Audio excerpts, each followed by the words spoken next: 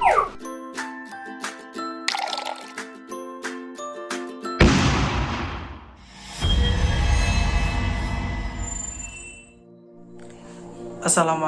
warahmatullahi wabarakatuh. Salam sejahtera untuk kita semua.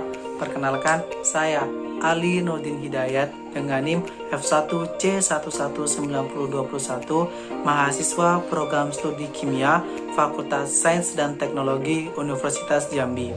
Di sini saya akan menjelaskan mengenai mini eksperimen, yaitu pembuatan VCO atau Virgin Coconut Oil. Sebelum lebih lanjut saya menjelaskan mengenai mini eksperimen ini, saya akan menjelaskan sub alur presentasi saya. Yang pertama yaitu ada landasan teori, yang kedua ada alat bahan, yang ketiga ada proses pembuatan, keempat hasil dan pembahasan, kelima kesimpulan dan saran.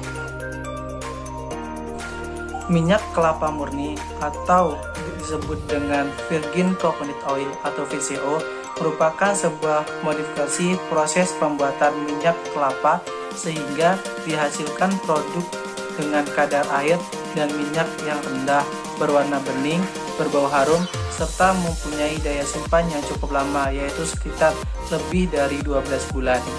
VCO juga mengandung asam-asam lemak tak jenuh yang tinggi, sehingga menjadikannya tidak mudah tengik. Berdasarkan hasil kromatografi gas spektrometri massa, bahwa asam lemak yang terkandung dalam VCO terdiri dari asam kaproat 0,187%, asam oktanoat 1,12%, asam siklopropana-pentanoat 0,57%, asam laurat 32,73%, asam miristat 28,55%, asam palmia 17,16%, asam oleat 14,09%, asam stearat 5,68%. Proses pembuatan VCO dapat melalui 5 cara.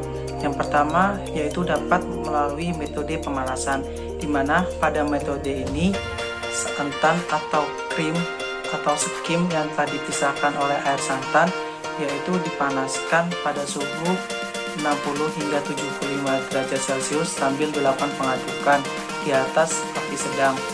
Hal ini nantinya akan terbentuk sebuah minyak dan belundo yang sudah kering. Metode ini dinilai sebagai metode yang paling cepat digunakan untuk mendapatkan minyak dibandingkan 4 metode lainnya. Metode yang kedua yaitu metode fermentasi, di mana skim yang sudah terpisah oleh air santan kemudian ditambahkan dengan ragi roti sebanyak 1/4 sendok teh, kemudian didiamkan selama 24 jam. Nantinya pada proses fermentasi ini akan terbentuk 3 lapisan, yaitu lapisan atas adalah minyak, lapisan tengah adalah belundo, dan lapisan bawah adalah air. Pemisahan ini berdasarkan pada massa jenisnya. Metode ketiga yaitu metode enzimatis dengan menggunakan nanas. Nanas mengandung enzim bromelain yang dapat digunakan untuk membuat VCO, yang dimana disiapkan nanas dan juga skim atau krim santan yang sudah terpisah oleh air santan yang kemudian dilarutkan. Nantinya akan terbentuk 3 lapisan setelah didiamkan selama 24 jam, yaitu terdiri dari minyak, belundo, dan air. Yang terakhir yaitu metode asam cuka, yang dimana disiapkan skim atau krim santan yang sudah terpisah dengan airnya per 200 ml ditambahkan dengan 2 sendok asam cuka hingga terbentuk 3 lapisan selama 24 jam. Nantinya akan terbentuk 3 lapisan, yaitu lapisan minyak, belundo, dan air.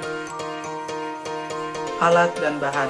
Adapun alat yang digunakan pada percobaan ini adalah baskom, saringan, wadah ukur, mesin parut kelapa, wajan, plastik dan karet, centong dan spatula, tisu, timbangan, dan sendok.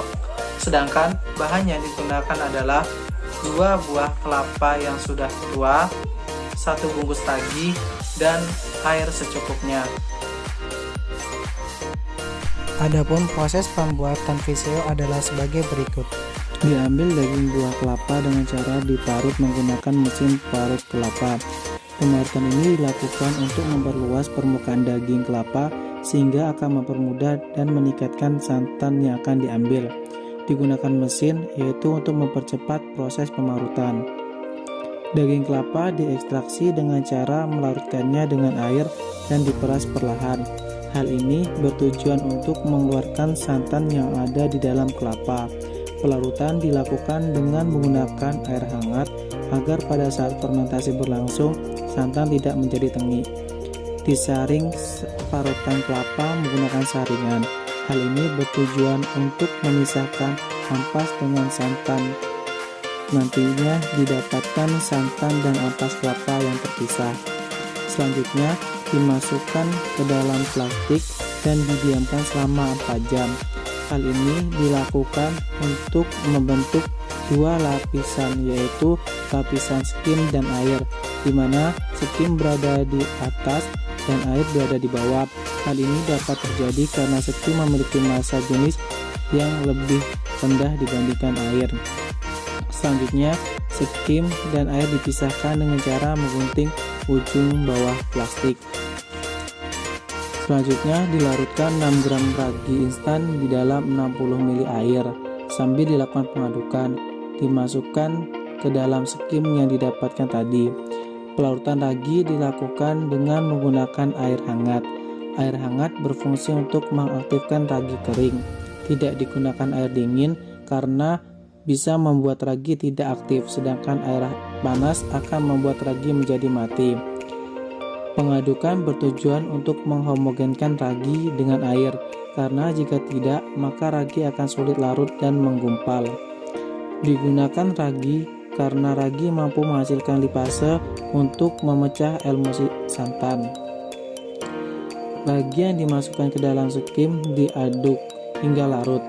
Selanjutnya, campuran dimasukkan ke dalam plastik dan didiamkan selama 24 jam pada suhu ruangan dan ditutup dengan kain agar suhu tetap hangat serta agar tidak terkena sinar matahari yang mampu memperlambat proses fermentasi. Karena pada percobaan ini tidak terbentuk 3 lapisan, yaitu lapisan minyak, blondo, dan air, sehingga dilakukan pengukusan selama 30 menit untuk memisahkan blondo dengan minyak kelapa.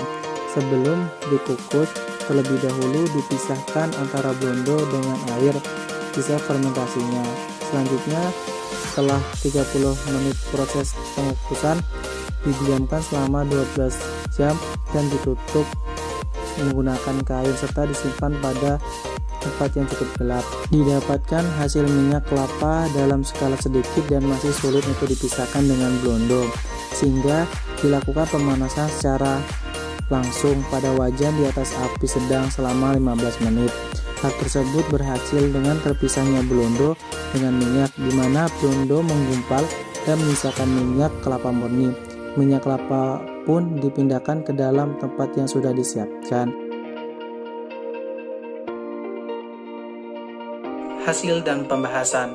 Pada percobaan ini didapatkan minyak kelapa atau VCO sebanyak 50 ml dari 350 ml krim santan atau skim.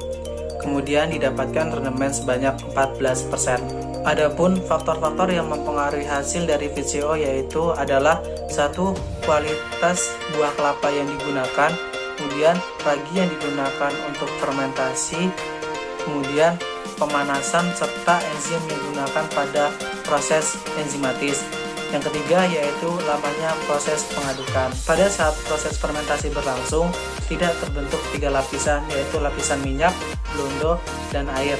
Hal ini disebabkan karena ragi yang digunakan kurang banyak, sehingga proses fermentasi menjadi sangat begitu lambat dan membutuhkan waktu yang lebih lama, yang dimana pada saat sudah 24 jam belum terbentuk 3 lapisan, yaitu lapisan minyak, air, dan blondo. Maka dari itu, praktikan melakukan proses penguapan atau pengukusan terhadap blondo yang sudah dipisahkan dengan air fermentasi, dengan tujuan yaitu untuk menguapkan blondo dan mendapatkan minyak.